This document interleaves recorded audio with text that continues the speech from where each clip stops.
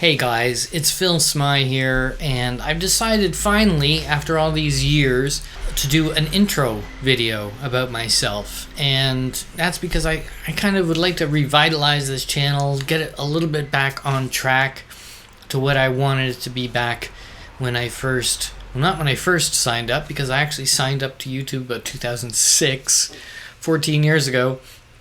But what I kind of had intended to use this channel for, and that is to talk about this idea of being a tech entrepreneur. I myself am marking about 20 years of being a tech entrepreneur, if you can believe it. I can barely believe it, so I don't expect you to. I had moved to Europe about 25 years ago, and I was just an employee. But then about 20 years ago, I moved to Spain, and I started to work in the gambling business, online betting, sports betting. And what I had at that time is an interest in doing some other things on the side. So almost immediately upon getting down there, I co-founded my first company, which was a company called SpareTech. SpareTech, we got together with some other friends. A couple of them also worked in the gambling space, but we were way ahead of the curve in doing mobile gaming.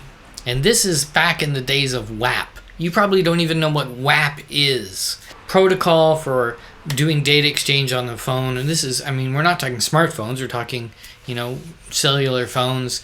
And we had live money games of blackjack and poker and things like that. We just worked with a whole bunch of other companies, and that was really exciting, but eventually, of course, it failed. It was my first foray into being a tech entrepreneur, and I got the bug from there. And since that time, I'm just looking over here at my list. 1, 2, 3, 4, 5, 6, 7, 8, 9. I've started either by myself or co-founded 9 companies.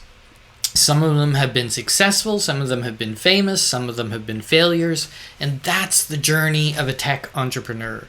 Because it's about the journey, it's not about a business. We may start something that works, we may give birth to a unicorn. It's quite unlikely, but we may. So that's really what I want to talk about on this channel. And, I have a personal history doing that. I've been featured here and there. You can find, I was in the Forbes Online in the $1 Million One-Person Business column, talking about my latest venture, or not my latest venture now because I've done things after that, but a latest venture at the time, Zonmaster. I'm a technical person. That's why I say tech entrepreneur. I'm a self-taught developer. I didn't go to university for this stuff. And I think that that's an advantage, and that's something else we're going to talk about in the course of these next few weeks as I get back on track, talking to you about what it is to be a tech entrepreneur, how you can be a tech entrepreneur, what the skills are that you need, the focus, the mindset, everything else like that. So stick around, subscribe, and get notified when new videos come out, and we'll see you around. It's Phil. Bye for now.